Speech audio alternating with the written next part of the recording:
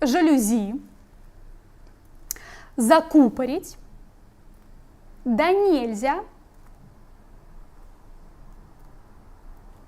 бороду. А последнее слово как правильно произносится? Кашлянуть, кашлянуть или кашлянуть. Ладно, господи, это вот тупой вопрос был, но вы поняли, что это неправильно.